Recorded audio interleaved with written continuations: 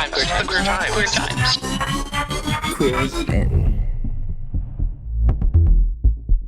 Hi, Kristen. Hi, Harrison. How are you?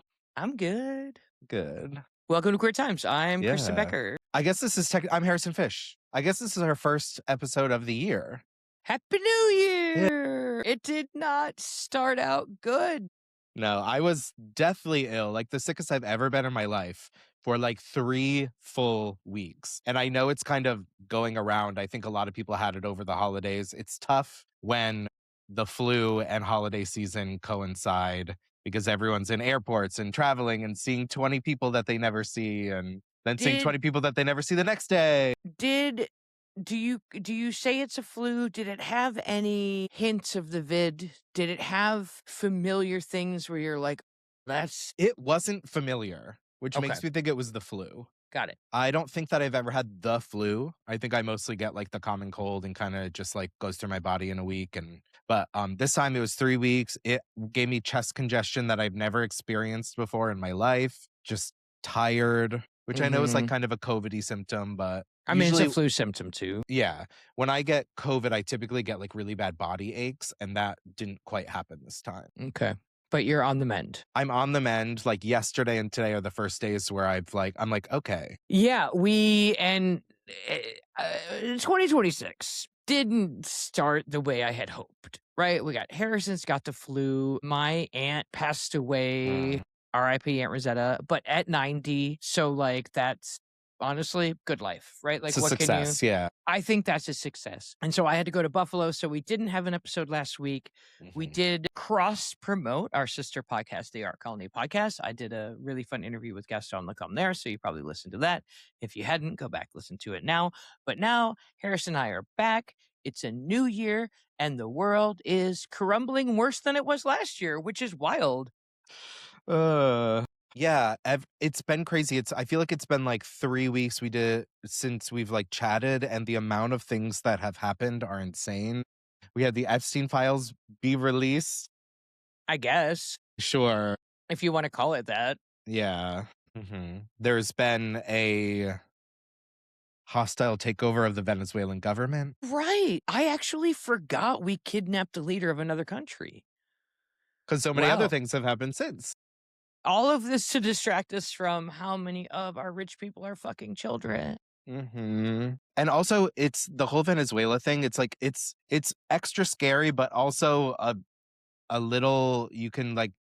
I'm kind of grateful. Like they're saying the real reason rather than being like, oh, we're fighting for democracy or they have weapons of mass destruction. It's like, oh no, they had their oil and they said they weren't going to give it to us, so we went and got it. So what you're saying is the authenticity of this administration is what really gets you going. No, I mean, it's just like at least it's horrible, it's awful, but like at least they're saying it out loud rather than trying to pretend it's something else. Yes, I agree with that. I think the problem I have is that when they're saying it out loud, we don't care. It seems to be recurring over and over again. We've had, like we said, the Epstein files, like we said, the Venezuela kidnapping. And then since then, it's been this woman murdered by ICE.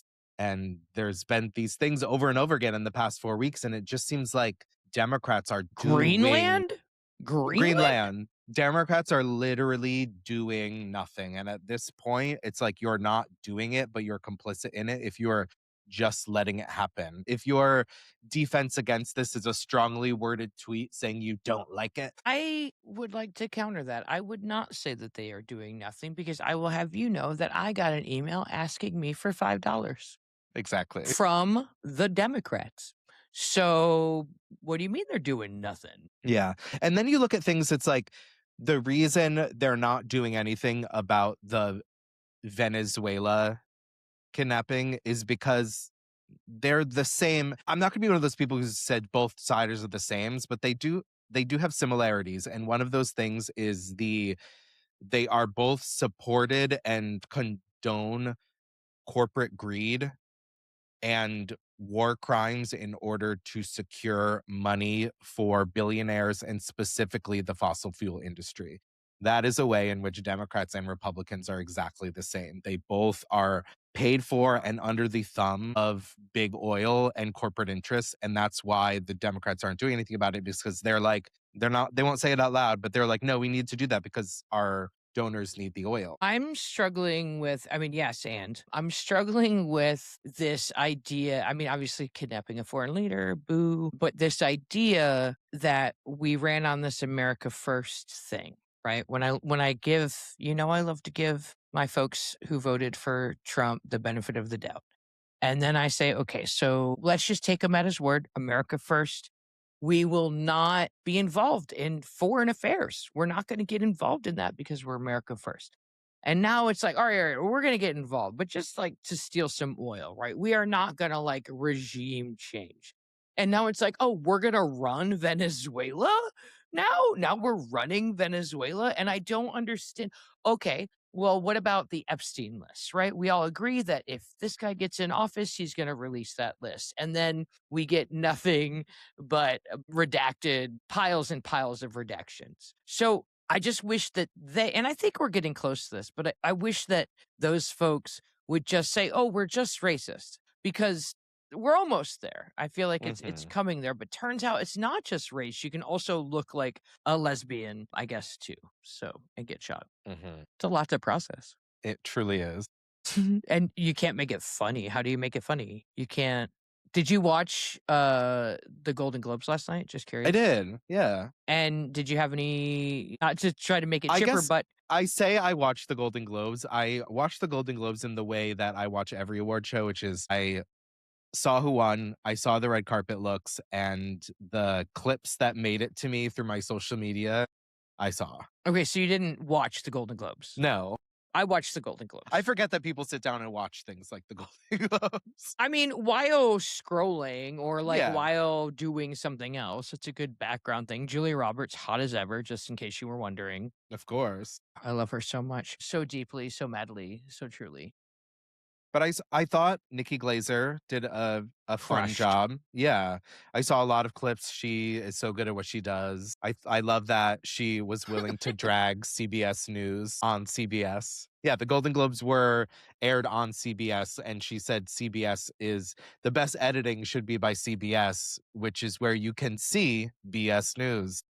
Yes. No, I liked that. My personal favorite was the Leonardo DiCaprio moment, because yes, she made a joke about how Leonardo DiCaprio likes to date younger women, but she then followed it up with, I'm really sorry, Leo, but there's nothing else about you online. Like, you don't give interviews. Right. And owned it. Was was really like, I didn't want to make a joke about this, but you don't tell us anything else about you, so this is what you get. My personal favorite, though, Wanda Sykes. Have you watched that yet? She said something about Bill Maher? She said something about Bill Maher. Uh-huh. And obviously I don't know if you saw the Ricky Gervais. It was for a stand-up comedy album. Ricky Gervais was nominated. She said that he wasn't there, so if he was to win, she was going to accept it on behalf. She was going to thank God and the trans community, which was hilarious because of his stance.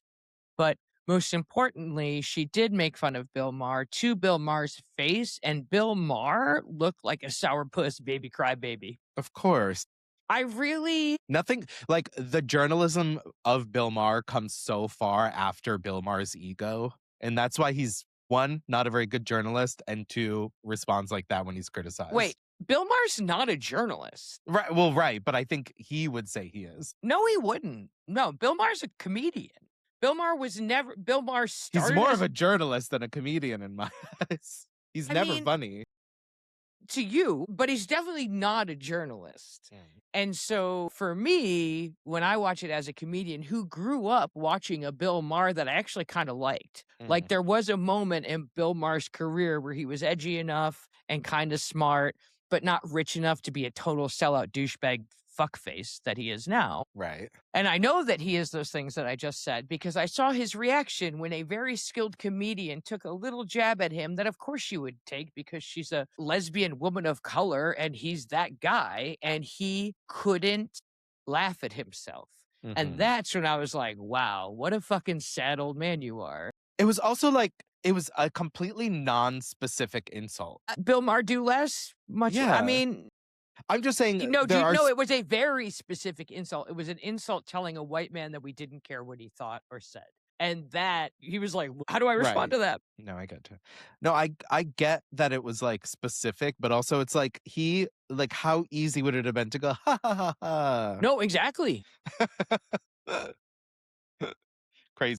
I don't know if he was, because I don't think he was nominated for anything, right? So I don't know if he was caught off guard in that, why am I even being brought into this? And it's like, well, you're being brought into it because of the things you say. And she's a comedian who knows how to use her power and isn't afraid to use that power to your fucking face. That's why you're getting Right. talked about right now. And so thumbs up Wanda Sykes, proving once again she slays. Julia Roberts was great. My girl Haley Steinfeld. This is Josh Allen. Right. I don't know if you know this, but yesterday the Buffalo Bills won their playoff game. Wait, against- Haley Steinfeld is dating the quarterback of the Buffalo Bills? If by dating you mean carrying his baby because they got married and she's about to have his baby, yes. How did I not know any of this? Last time I heard about Haley Steinfeld, all it was a conversation about what white passing is in regards to the Sinners movie. No, she's married to Josh Allen. She's pregnant with his baby. And it was an awesome day yesterday. This is how disconnected I am from football specifically, is like, even when they're dating pop singers, I still don't know. I find that weird because Josh Allen is so handsome. Like, I just feel like there's a crossover that you miss where there's like these really handsome men that you could just be looking at. Not even at games, Well, like just generally looking If at. I do happen to catch a game, I'm not looking at their faces. Fair. You know what? He's got a nice bum. Mm-hmm. He's a gentleman. He wears a fucking towel in front like a fucking gentleman. Boo! That's how I got Swearing interested. a lot. That's how you don't know who he is. But you know who Cardi B's dating? Who is Cardi B dating? Big Dick Diggs. I literally couldn't name a football player. We have talked about this before. Stephon Diggs, giant, Yes. very Yes. obvious penis. I've sent you things. Yeah, I He- remember a football player with penis, but a name? What's the point? So you can Google the right one when you need That's true. a quick reference point. I mean, in general, football player, big penis, you'll find what you're looking for. That's probably true. So anyway, so yes, Golden Globes, shout out to the Queen of Buffalo, Miss Haley, and her amazing husband, MVP quarterback Josh Allen, who will lead the Bills on to victory next week at the Denver Broncos. And then This is playoffs now. This is playoffs. It's all on the line. The Patriots also advanced. What would be awesome is if there was a Bills-Pats AFC Championship game. That would be really fun for P-Town. And then we will be having our Sassy Super Bowl party February 8th. We're moving it to Gifford. We're going to have a giant LED screen inside and out. We're going to have a buffet, and we're going to raise money for Summer of Sass, watching a bunch of grown men tackle each other. Work. They have an LCD screen inside now? They do. Yeah, they in the wild. Yeah. So it'll be a good place to come watch football. My dream, obviously I need the Bills to win the Super Bowl this year, but the Pats are on the come up right now. And my dream would be for a Patriots Super Bowl and to have P-Town be the place. I want to throw the best Super Bowl party. Work. For every redneck on the Cape to come down and be like, holy shit, the gays do high def. You know, like just really throw a party where we become legendary for having the best Super Bowl party, which is not something you really equate to the boys, but it is something you equate to the lesbians. True. Bring it. That's exciting. Okay. So this past week on January 7th, Renee Good, who is a 37-year-old American woman, was shot 3 times in the head by ICE agents, and really created a discourse that is very representative of our current political atmosphere, which is the Republicans spinning this in any which way in which they please, regardless of fact or regardless of any evidence that is available to all of us. And I get that, like, I'm a white lesbian, so obviously this is going to hit kind of hard with me. And I get that, like, when I watch it and I hear her wife fucking mouth off, that's probably how I would be mouthing off to an ICE agent at that point. And so it hits a little bit extra hard. But so, like, what I'm saying is I recognize that I'm susceptible to be impacted by this and in an extreme way. But the way that they can't acknowledge the reality of the situation terrified me on a new level. I'm sure that's what they're going for. Mm-hmm. But anybody watching that video can clearly see that a wheel is turned, this person's trying to get out of the way. They can clearly see that no trained law enforcement professional would ever actually place themselves in front of a vehicle like that. That's a rookie fucking move because these people are not trained. It definitely feels like there was a time before and a time after. Mhm. And those times feel worlds apart to me. Also, like to your point of like a police officer or a law enforcement agency who is properly trained wouldn't put themselves in that situation. I feel like that is under the expectation that the person in the car is violent and is attempting to harm you.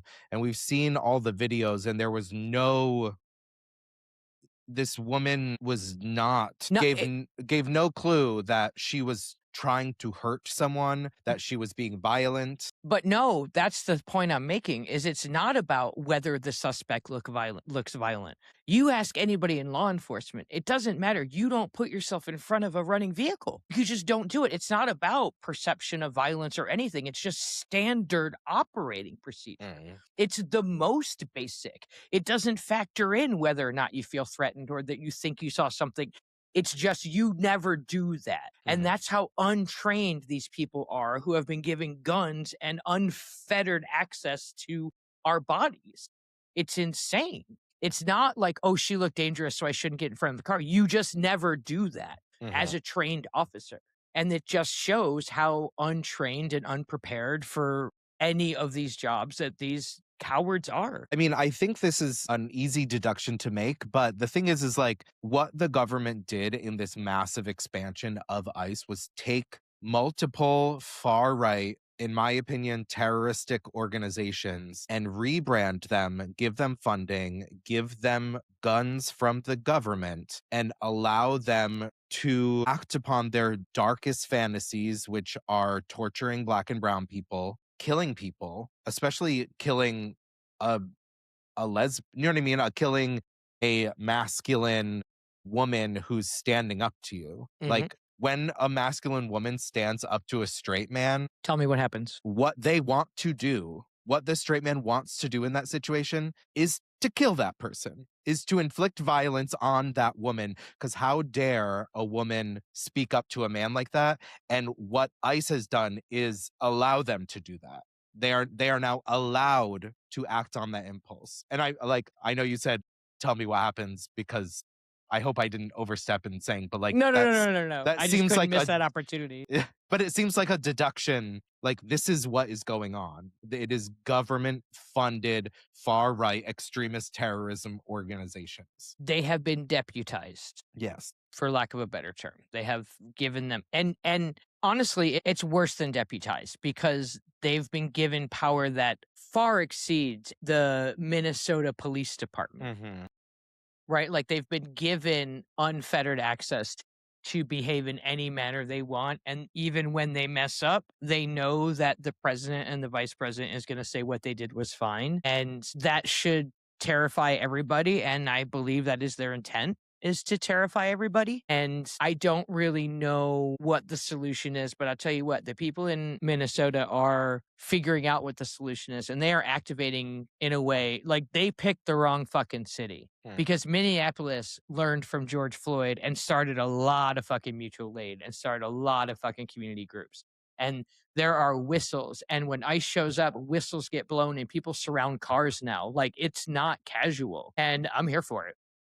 And I think now they recognize that things have been escalated because it used to be you would circle around and you would help your neighbor. And now it's if you circle around, someone might get shot and everyone's going to be okay with that. So now the needle has been moved and now we see what happens next. I know that the Minneapolis police chief is already saying like, hey, like, none of these protocols like the Minneapolis police are now charged with kind of being in between the federal forces and the protesters and needing to uphold a level of discipline and respect to protect their own community. And I think the only next logical step is that Walz is going to have to activate the National Guard to protect Minnesotans against ICE. And that is kind of what I would like to see. I would really, at this point, I'm like, listen, Where are state governors? We have National Guards for a reason. Let's let fake military play with actual military. How about that? Like, let's take your little ICE. I mean, I get a lot of the ICE agents are former veterans, so there's some PTSD and whatever, but let's put them up against, not against lesbians with whistles and cameras, and up against people who train to protect citizens and I mean, see I how feel tough they are. I just feel like my frustration comes like I don't feel like they should have waited until someone got shot in the head 3 times. I feel like ICE operates outside of the absolute basics of what a law enforcement agency in the United States has to operate under. Any other law enforcement agent has to be uniformed. They have to have a badge. They have to have a badge number. All of those things are put into place so that a citizen can identify them as a law enforcement agent and act accordingly. If someone were to walk up on the street right now wearing a tactical vest and a gator mask over They their could kidnap face, anybody. yeah, they could kidnap anybody. And how am I supposed to know if this is a random person who bought a tactical vest at an army surplus store and wrapped some fabric around their face who is trying to do violence outside of the law, as opposed to an ICE agent who is also doing violence outside the law? But that is such like, I just feel like all of these cities should have put law enforcement between citizens and these unidentifiable ICE agents because of that. We talked about this in April when the snatchings first started, that it was only a matter of time until people started getting killed, whether it was an ICE agent or a citizen, because I do believe, particularly in, again, give me a stand your ground state. Give me a state where if someone tries to grab me and just because they yell, I'm ICE, why can't I shoot them? Why can't somebody who's legally allowed to open carry protect themselves from someone trying to grab them if that person is a United States citizen? I'll give them the racism. I'll give them the racism. Be like, okay, fine. You're immigration and customs. Fine. Well, then if you snatch or accidentally kill an American citizen, then you're held accountable. And they won't even do that. I mean, if a person on the street can't identify them as an ICE agent in a real way that is in line with the law, then a citizen can't be held accountable for treating them like a random Kidnapper. person. Yeah, than a random person who's kidnapping. It would be interesting if maybe we have to infiltrate ICE. I was thinking about it. Maybe we need some people to be ICE. The pay's good. And that I hear the pay is great, turns out. And that is a terrifying thing to consider when we think about how many people are starving and don't have health care. And anyway, I digress. But it would be interesting to see what would happen if an ICE agent did try to scoop up somebody who maybe didn't look like a leftist lesbian. Maybe looked a little bit more like a straight white guy who might accept the Lord Jesus Christ as personal savior. You know what I mean? Like, it would be interesting. And since ICE agents are now allowed to operate with all of themselves covered up, any organization out there who's trying to do a little bit of crime should probably just go out and invest in some tactical gear and then do whatever it is they'd like to do with that. Yeah. And just say they're ICE. And just say they're ICE. Just say you're ICE when you show up and everyone will comply. And the fact that we're more afraid of men wearing dresses and going into bathrooms, quote unquote, to violate women, we're more afraid of that than we are of a rapist going and playing soldier and scooping a woman off the streets is crazy. And then to take it even further, to scoop someone off the streets and then have no idea where to find them. Mm-hmm. That's the part where I don't know. I don't know what we're going to do as a people, but we better figure it out pretty quickly. I mean, this goes back to the Democrats doing the bare minimum. I feel like are doing absolutely nothing. I feel like the bare minimum at this point, and I mean the bare minimum, put up articles of impeachment. And at the very least, make all the Republicans in Congress say yes. That's never going to happen. It's never going to happen. No, I mean, say, co-sign what Trump is doing. Oh, I see. So by saying if you won't impeach them. But they did that. They did that. I feel like they've tried to impeach this man so many times. Not this election. Not this presidential cycle. I don't know. I'm not. That just, if I were the Democrats, I don't think I would be like, let's impeach again because that really helped. I- You know what I mean? It didn't do anything. But that was all before It the wasn't. things that have happened in the last 3 weeks. The It what- Epstein but it- files, him but it- kidnapping a foreign leader, the secret police force he created shooting someone in the head 3 times. Like, it has gotten 10 times crazier in the past month. All right, but let's follow down that train. What happens? All right, I'll go with you and I'll say they're going to, because I am of the mentality of, if they couldn't impeach him, if he got elected after we all watched the primetime January 6th special, we watched them roll out all the footage. We watched them roll out all this stuff about all the, and then he still got elected again. Probably because of fraud, let's be honest. But now I'm an election was rigged person, by the way. I guess that's who I am now, because I don't know how the fuck this happened. But Yeah.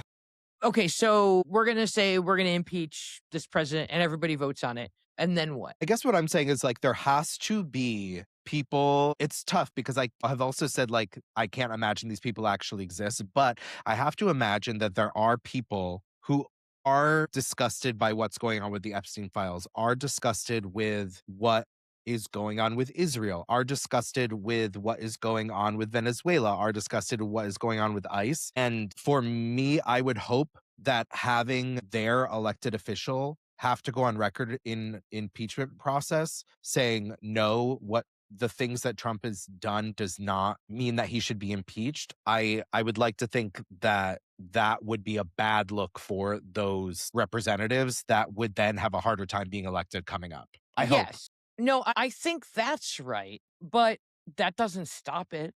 Like, I'm not necessarily here to make a politician look bad so they don't get reelected. I'm here to stop this fucking craziness. And what do we do to do that? Right. But I guess I'm hoping that there might be people who aren't willing to co-sign it. I'm hoping that at this point, there might be 10, 20, 30 Republicans who do recognize that it's going to stop them from being elected in the future and might change their vote and end it by him being impeached. But what does that do? I don't think impeaching him does anything. I mean, impeaching, removing from office, doing all those things. But that's not going to happen. It's definitely not, but like, it is one of the basic ways in which our democracy can be protected by Congress, and Democrats in Congress aren't even trying that. They're doing nothing. I understand what you're saying. It's not going to stop it all, but also doing nothing is not going to stop it all. Like, I agree. That's why with I said that. it's the bare minimum. I'm just not convinced it's I think it's nothing. I actually think it's a negative, because here come the Democrats, the dopey Democrats with another impeachment. That's what they'd go to every single, I think from a PR perspective, impeachment doesn't work. I think but they're doing nothing, like zero. They're doing absolutely zero, Right. absolutely nothing. They're tweeting about it and asking for money. So as much as impeachment is, I agree, like I said, the bare minimum in which they could do, I would love for them to do so much more, but they're doing nothing. I just think that we're no longer operating in a democracy. And so I think that we need to have more options on the table. But I guess what I'm saying, the only people who don't have the opportunity to say that we're no longer operating under a democracy is Congress. Like, they aren't allowed, like, they are the representation of our democracy. So if they're the only reason, like, they can't say, well, we're doing nothing because this isn't a democracy anymore. They are the representation of our democracy and should be doing something. And you think that impeachment, so I am more of like hey, we need to be working the back ends and see what our military leaders are doing right now. Like, if I was in Congress, I would be working the back end as much as humanly possible, because we are quickly losing control of everything. I agree, but they're not. Chuck Schumer is not doing that. That's why I'm saying impeach him at the bare minimum. Like, Chuck Schumer's doing nothing, at least impeach him. I disagree. think if someone, after the last 10 years, if someone was like, we're going to impeach him, I would laugh in their fucking faces. Why? But like, you should be laughing in their faces because they're doing nothing. You should be No, already laughing. Right, but I just don't see how the thing that clearly we did multiple times and had no, it just feels like more ammo for them to be like, these fucking libtards want to impeach us. Like, But like, it doesn't, so they're doing nothing. no one's disagreeing that they're doing nothing. I'm just disagreeing that impeaching is doing something. I don't think it's doing something.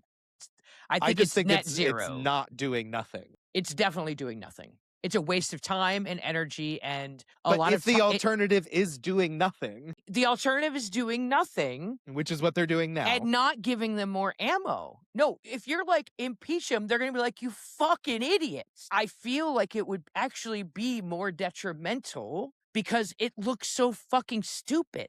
Nothing's going to happen. I'm not convinced. I feel like there's enough. Like, are we talking like Nuremberg trials? Are we talking about like in 3 years when this is over and we start to hold some of these people to account, that we will have on record that Bernie Sanders decided to put a bill of impeachment forward, and these are the good guys who signed on it? I think there is an opportunity in this moment to remove Trump from office. Ooh, I would love to hear it. I just, through impeachment. I would be shocked if Democrats introduce articles of impeachment and they were voted on party lines in this moment, which is what happened before. Because before, they were in his previous term, they were co-signing a travel ban. They were co-signing like bad things, but things that they could morally defend themselves from. In this moment, they're going to have to say, I'm going to vote no on impeachment for the pedophile. I'm going to have to vote no on impeachment for that war criminal.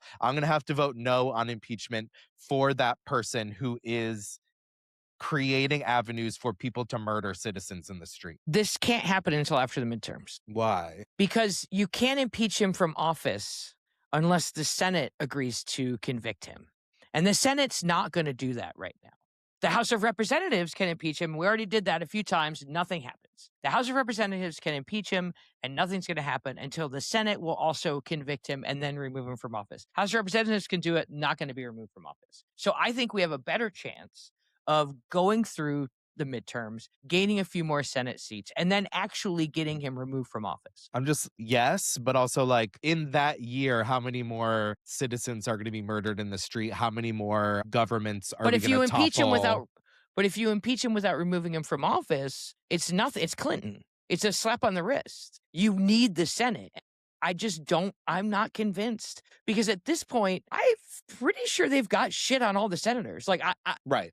But I guess what I mean is like, then at the very least, make all those senators stand up and say, no, I am voting no on impeachment because I think that pedophile, war criminal person who is absolutely destroying the economy, destroying everything, I think that person should continue to be president.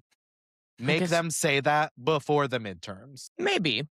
I have a few other ideas that in a different world I would have said, but now we don't say them out loud. I've got some great ideas too, but like you said, I won't say them either. They're, you know what we need right now in the world? Creative problem solving. Maybe you. Or not creative. Let's go back to the most basic way of problem solving we've had around for thousands and thousands of years.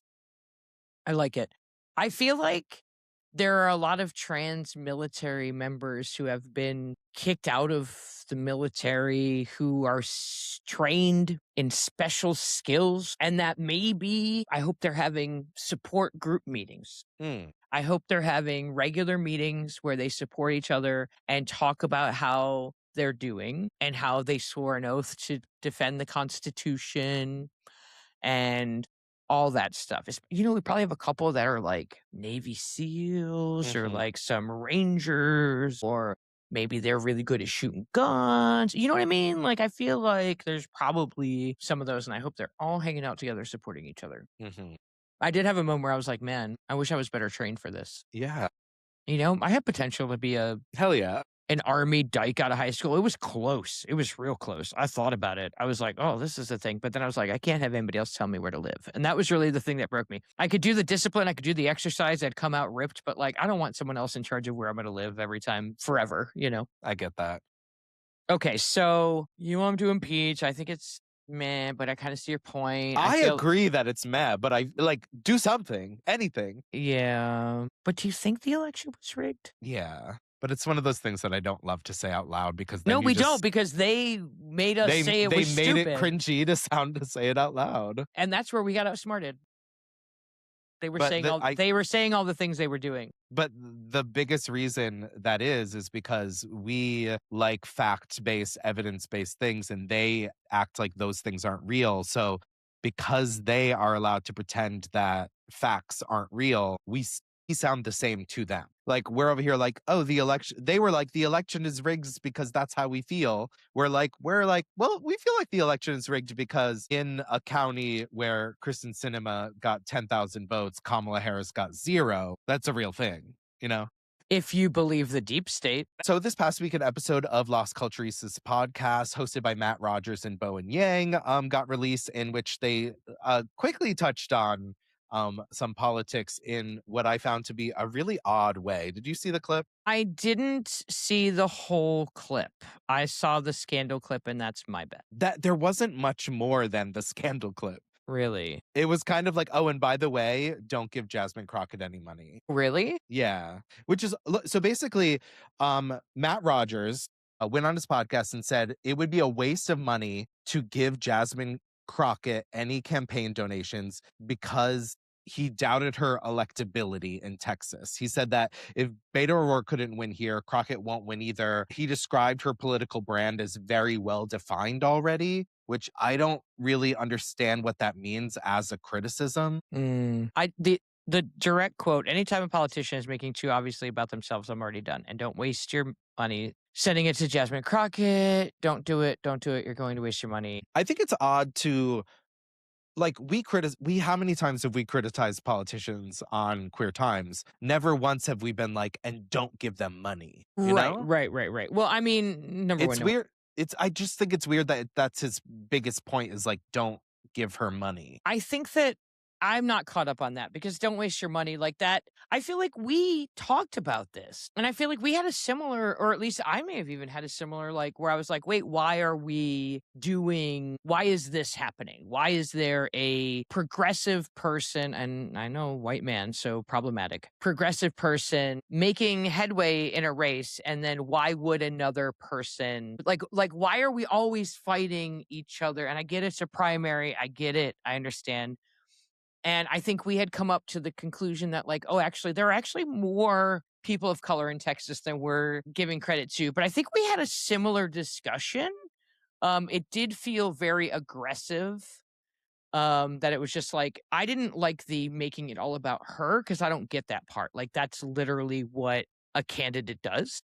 Right. The whole point is you're the candidate. You have to, your only choice is to make it about you. Right. So, and full disclosure, from a journalistic standpoint, I did take Bowen Yang and Matt Rogers on a Topless Tours Dune tour this summer. Ooh. So I might be biased here because I found them both to be lovely and allowed to have an opinion that maybe you don't agree with, even if it's about politics, because I'm over the purity testing on the left. And I'm also over this idea that Theo Vaughn and Tim Dillon and Joe Rogan and any other white straight comedian boy can have every hot take on politics that he wants, and God forbid Matt Rogers has an opinion about politics and we're all like, don't get involved, like stay in the kitchen, like what the fuck, right? Like, it is weird to me. And I mean, I'm from New England. I grew up in New England, and it is so eye-rolly to me personally that it feels like this is the first election that I can recall where it's like, if you're not from Texas, stay out of it. It's like, that's never been a thing. It has been a thing. It just hasn't been a thing to people from New England. And I'm just gonna, it was called, having been raised in Louisiana, it was called the War of Northern Aggression because y'all wouldn't mind your own fucking business. And that's how they view it, right? But to counter that, I will say it's not about Texas, it's a Senate seat. Yeah. And so that makes it about the country. If this was the House of Representatives and if this was a state election, I would agree. I do think it's a bad look, and I think you have to really understand how condescending big city people can be, coastal elites can be to Southerners, and it is a lot, and I see it all the time, and it's gross. And it's that thing that makes particularly deep South Bible Belt area people tell you to go fuck yourself. You don't know how we live. You don't know what our life is like. Stop trying to tell us how we should live, because in doing that, you're implying that we're stupid. You're implying that we don't know how to think for ourselves. And I think they're right in that way. But I do think it's fair game to talk about a Senate seat when the Senate decides whether or not we're going to have rights and maybe whether or not we're going to be sent to camps. I mean, I guess in defense of that, I would say that I do think that people who vote for Trump, no matter where they live, are stupid and don't know how to think for themselves. I know you think that. I don't think that, but it is getting harder to believe that the further along we go in this and people don't go, hey, that's not what I signed up for. Do you know Right. who has jumped ship on Trump? Who? The QAnon shaman Wait, the guy who with the makeup? and the headdress and all the problematic things that was January 6th leading literally that guy was like, nah, once the Epstein thing, like once he's like protecting pedophiles, I'm done. Yeah, yeah. And I guess So- like I hope there's more people like that who are done and want to see Trump go. And that is the conversation I would love to see revved up around an impeachment. The thing that has to happen for that to happen is people like you can't keep calling him stupid. Stop being stupid. Because you're not going to, I mean, you don't have to, because I'll do that emotional labor for you like the woman on the group. But no one is going to run to try to extract themselves from a cult into somebody who's like, you fucking idiot, you got yourself in a cult, right? And so this is where the hard work will begin. Yeah, I just like, if someone said what I did was stupid, I wouldn't not analyze that situation and rather go, I'm mad at you for calling me stupid. I'm going to prove you right that I'm stupid, which is what I feel like most people on that side do. No, I just think that you don't know you're stupid. I think that people like we're That's back why to this. I tell them. We're back, yeah, but they'll come. I just They feel won't. like they will.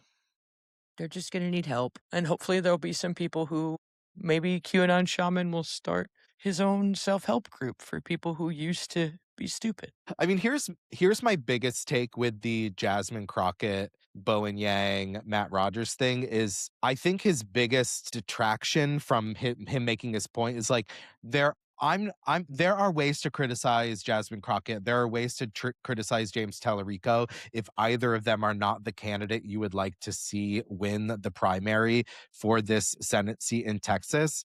But if you want to criticize them, you have to make a point. Don't just tell your listeners to not send her money because she's too defined. She's voted countless times to support Israel.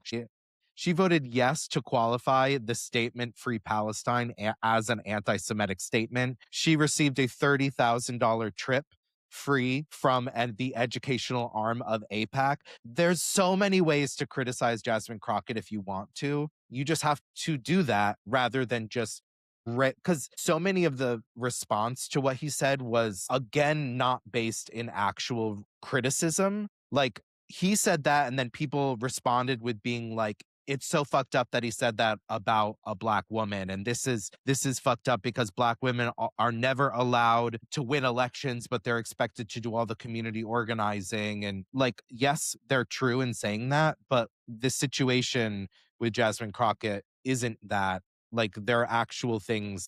There are a lot of layers there. Yeah, that's exactly what I mean. And also, I've said this so many times on this podcast, but if Matt Rogers said something about a candidate you like that you didn't like what he said, your first response shouldn't be to talk about Matt Rogers' loose, sloppy butthole. Oh, wait, whose first response was that? I just saw it time and time again, where you can criticize what he said, how he said it.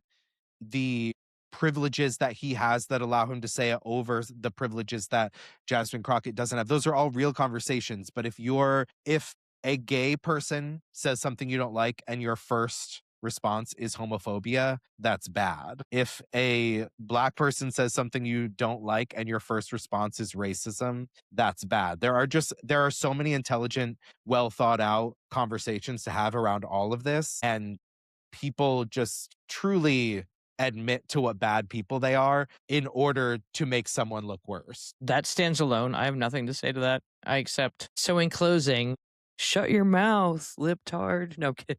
Literally. I just think everyone has to, it would just be so much better if people spoke factually and were trying to make actual, thoughtful, educated points rather than who can insult each other into submission. But that's what the internet is right now. Yeah, I guess I you're mean, right. I think that's the other, I think more offline, more in person. It's a lot harder to say something fucked up and racist to someone's face. And homophobic or whatever. I said that like I have experience. I don't, but that's it's where we are right now. Do we have good news? Is there any? Can we find something before? Let's see what the internet gives me. I was like, good news if you're queer. And this is from like August 28th, 2025 is the first thing that comes up. I was just trying to find some good news, but also maybe we don't have to pretend. Maybe we don't have to pretend like there's good news this time. There is good news to be found, but it's most typically found within your own community. And as this podcast is for the world, it's going to be on you, our listeners, and on us to look around us and see the good news that's around us. Wow. Love you. Queerly. That's a wrap. Like, subscribe, do all the things. My name is Kristen Becker. That's been Harrison Fish. And Bye, y'all. And you've been listening to the Queer Times Podcast. Queer is in.